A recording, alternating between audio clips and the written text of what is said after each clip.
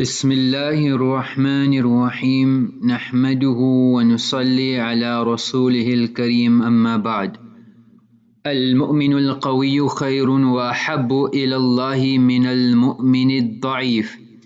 A believer who is strong, healthy is better and dearer to Allah than the weak believer. But there is goodness in both.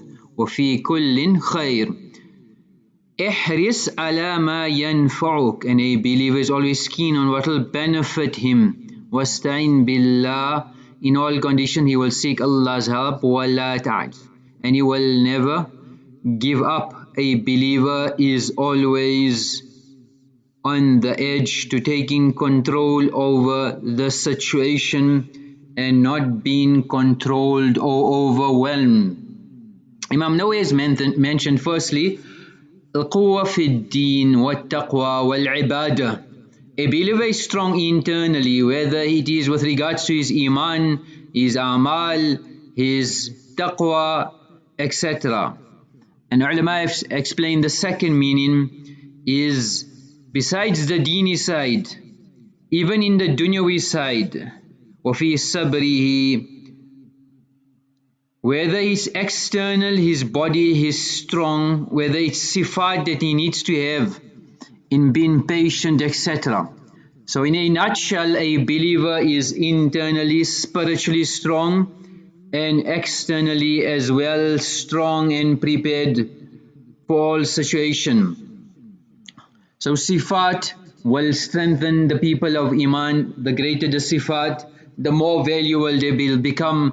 Amongst the greatest sifat is sabr, patience. Sufyan ibn Uyayna rahimahullah used to say with regards to this ayah, وَجَعَلْنَا مِنْهُمْ أَئِمَّةً يَهْدُونَ بِأَمْرِنَا لَمَّا صَبَرُوا.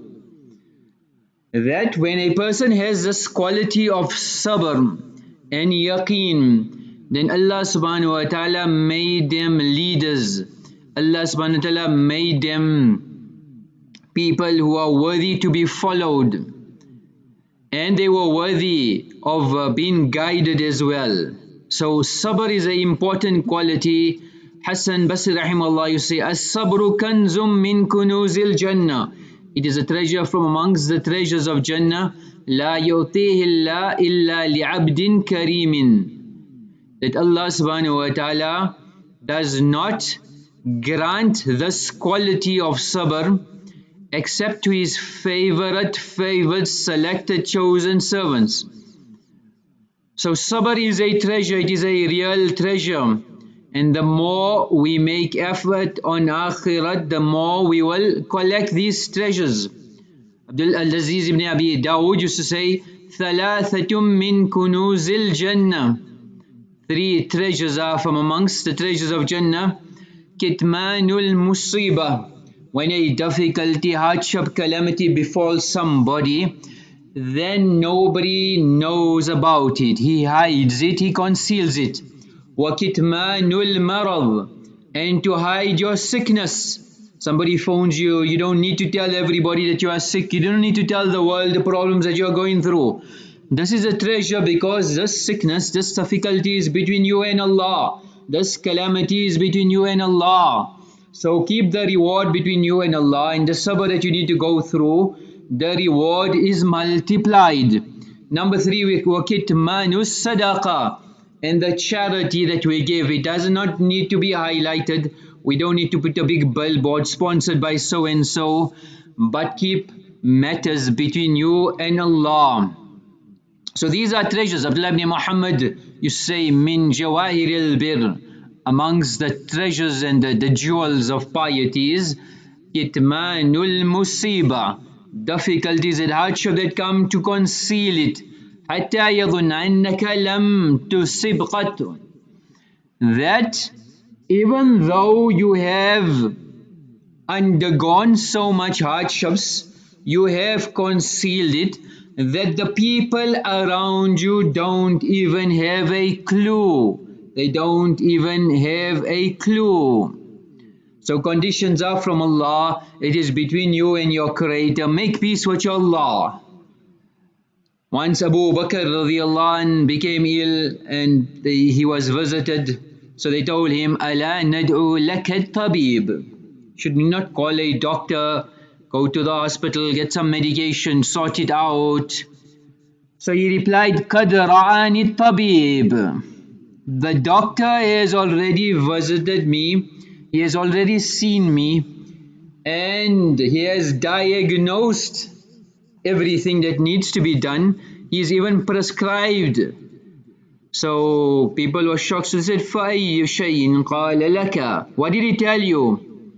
He said, the doctor said, and he was referring to Allah, is the tabib. إِنِّي فَعَالٌ لِمَا يُرِيد. إِنِّي فَعَالٌ لِمَا أُرِيد. Allah said He will do what He does. Allah will do what He wants. Allah will execute how He feels necessary.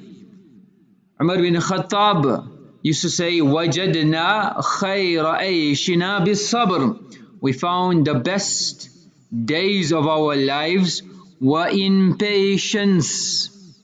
In another riwayat, أَفْضَلُ عَيْشٍ أَدْرَكْنَاهُ بِالصَّبْرِ. The best days of our life we found was in patience. وَلَوْ أَنَّ الصَّبْرَ كَانَ مِنَ الرِّجَالِ كَانَ كَرِيمًا.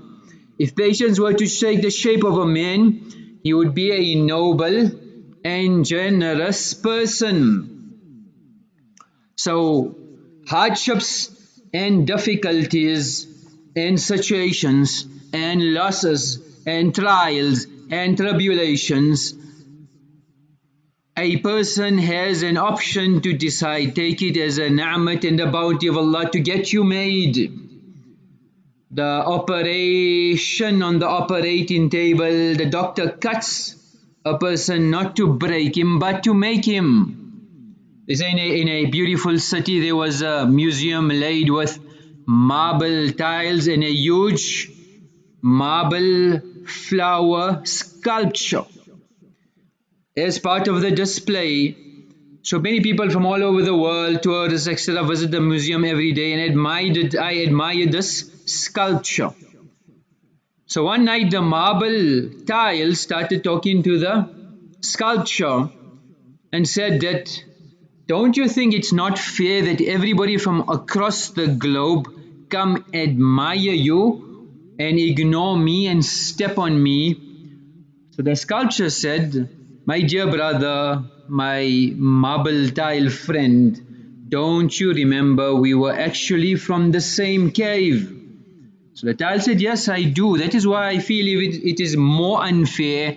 Both of us were born from the same cave, yet the world treats us so differently. This is unfair and there is no justice in this. So he replied, you are right, my brother, but do you remember the day when the sculptor tried to work on you but you resisted the tools? He said, I despised that person. How could he use those nasty tools on me? So he said, well, since you resisted his tools, he couldn't work on you. When he decided to give up on you, he started working on me. And I knew I would be something different and unique after his efforts. So I bore those painful tools. I bore those painful moments. I had undergone those difficulties. And what you see me, that was the craft of wonder. That was the craft of amazement, where the world is at amazed when they see me. So the tile said, but those tools were so painful. So he replied, my brother, there is a price for everything in life. Since you decided to resist and give up halfway, you don't have anybody to blame but yourself. The marble tile had to listen silently and accept the grim truth. So the harder the knocks in life, the more it should take us forward, not set us back. The more difficulties, the more trials, the more tribulations that we go through, it is to move us forward. The master sculptor The engineer of our destiny is Allah Jalla Jalaluhu. So when He decides something, let us accept it happily. A person sees no light, but that is his thoughts. You are seeing darkness. It is what you are seeing. If you realize there is light at the end of the tunnel, you'll channel your energies. You will travel in that direction.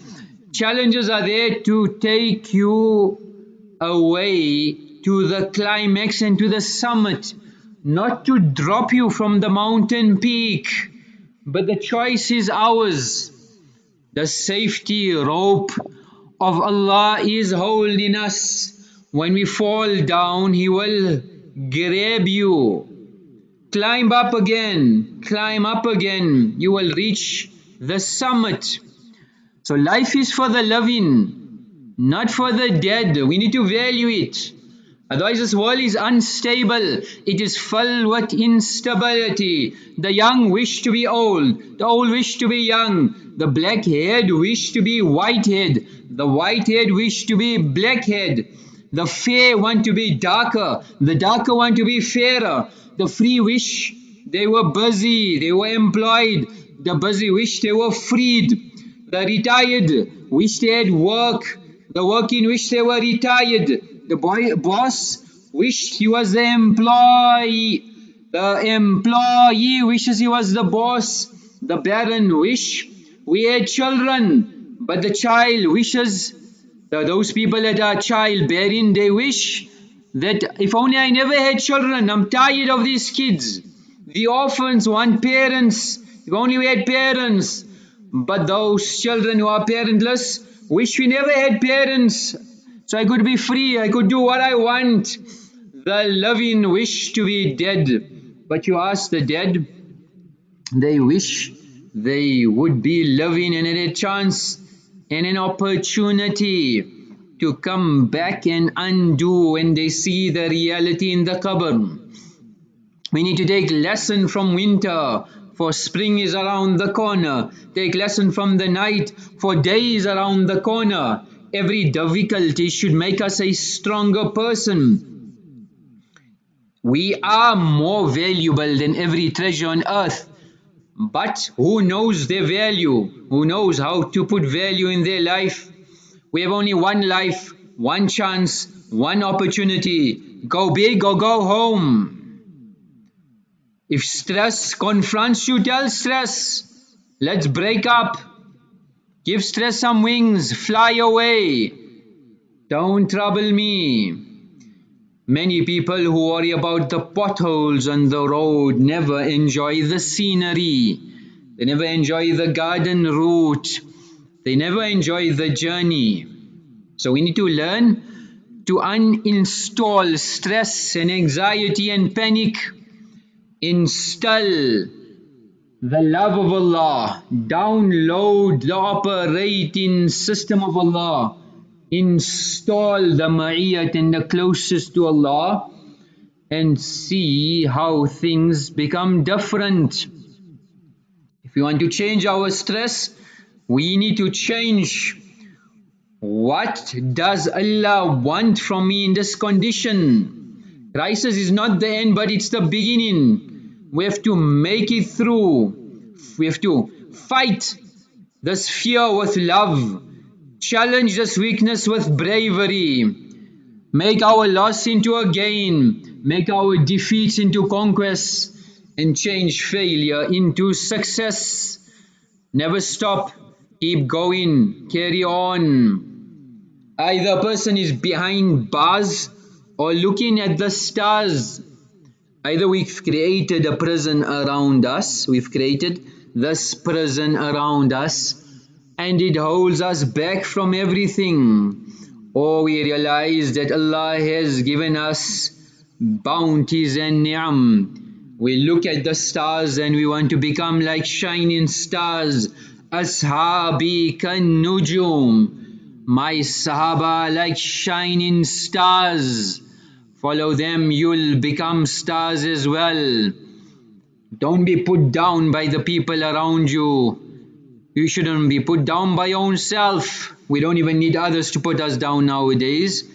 We put ourselves down. You're not good enough. You do not have the capability. You will not complete it. You cannot manage. So we put our own selves down before even others put us down. You are good enough.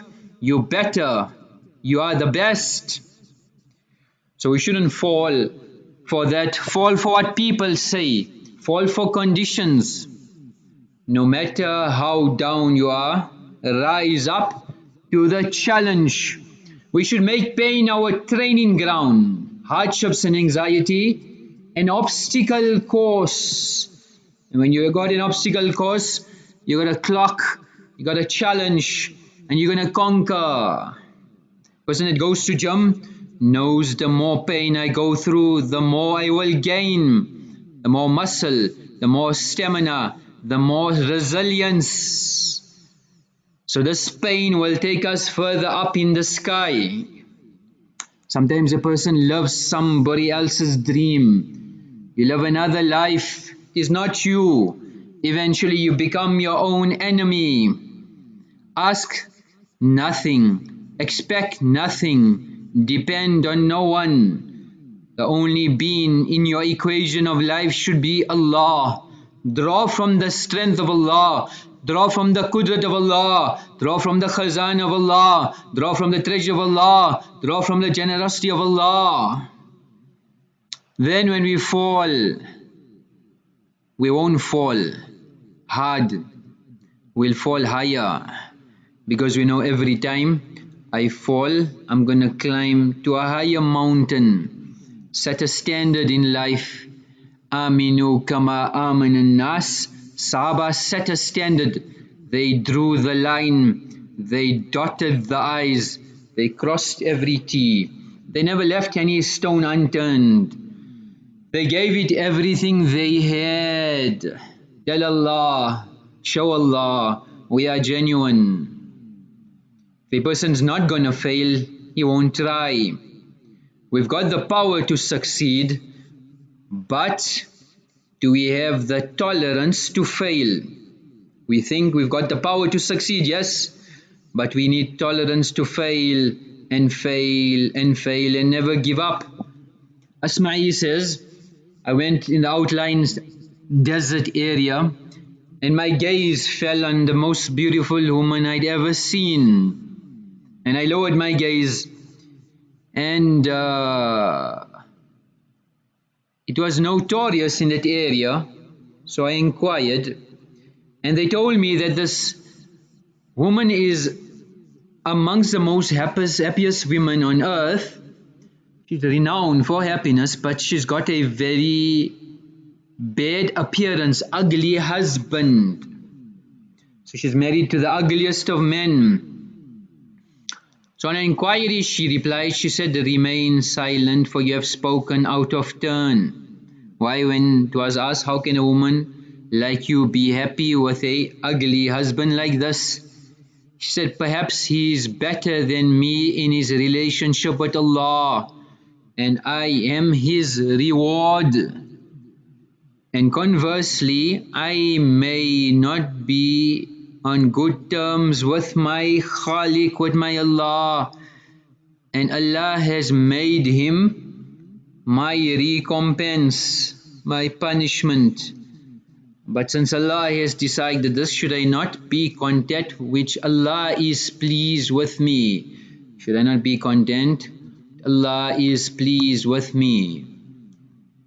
So this mindset of being down, being depressed, it is a common illness worldwide. More than 264 million people are affected with depression, mood fluctuation, emotional responses. So whether it's a moderate, whether it's a light, whether it's a severe depression, it can have its consequences. Such consequences that people through their depression want to commit suicide. Depression, global statistics, 264 million. Anxiety disorders, 284 million. bipolar disorder 46 million. So between 2005 and 2015 has increased to 322 million, increased by 18.4%. So this is a global problem, and the solution Allah has given the people of Iman. So no matter what the situation, no matter what the difficulty, no matter what the loss, our heart should turn to Allah, and we should use it as an opportunity to get closer to Allah and let Allah solve our problems. May Allah give us tawfiq of understanding. The amal for today is that we should feed people in Jannah.